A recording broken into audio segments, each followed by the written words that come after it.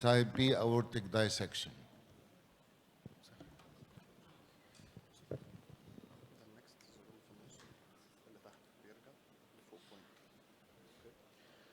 Thank you, Dr. Nasser, for this invitation, and Dr. Amr for including me in this session. I will today talk about endovascular distal false lumen occlusion in type B aortic dissection. Failure to remodel in chronic dissection is due to perfusion and pressure and changes in the false lumen, presence of intercostals originating from false lumen backflow to the intercostals, and development of false lumen thoracoabdominal aortic aneurysm in 1/3 of TIVAR patients.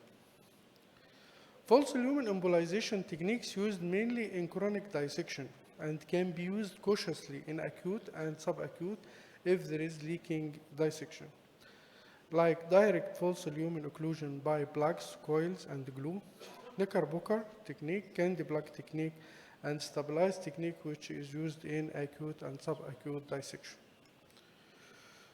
Direct false lumen occlusion, we do two cases.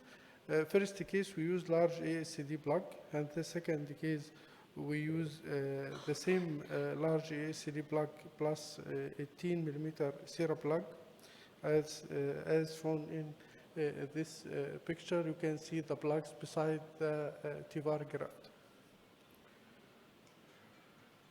Knickerbocker technique, this device is investigational and not available in Egypt. It has a bulge in the middle which can be ballooned so it can, this bulge in the graft can be used to occlude the false lumen beside the graft. The candy plug technique was introduced by Klobel et al. 2013 to achieve large distal false lumen occlusion. Today, custom-made candy plug are available in 3 generations, 1, 2, and 3. The candy plug 1 is a 2-step procedure, while candy plug 2 and 3 have self-closing channel with no further occlusion of the central lumen. This is how candy plug 1, 2, and 3 looks like, and this is the plug used to occlude the central lumen in candy plug 1.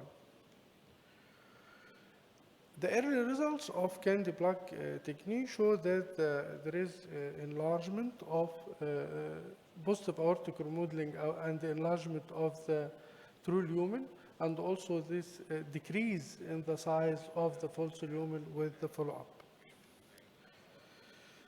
We use the Mansoura modified candy plug. We have 3 cases. We do 2 cases with excluder aortic extender, and do 1 case with aortic converter.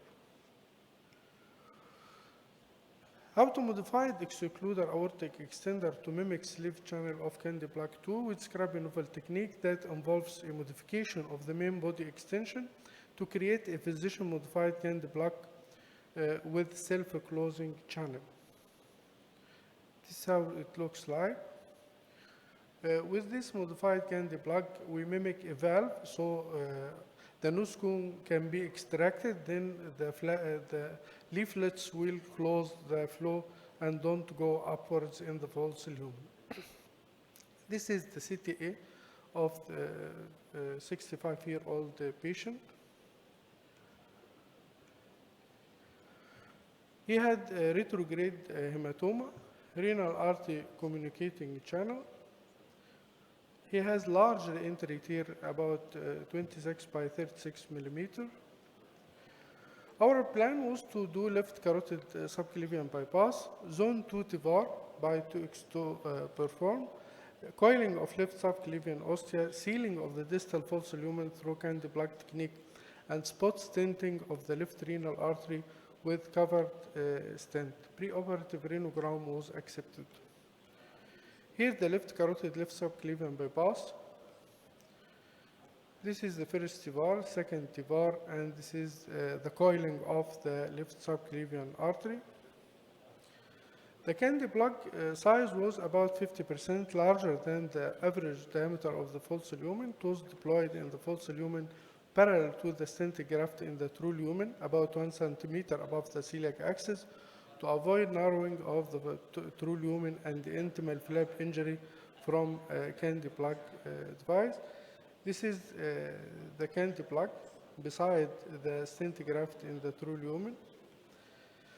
And here you can see the dye cannot pass upward to the thoracic part of the false lumen.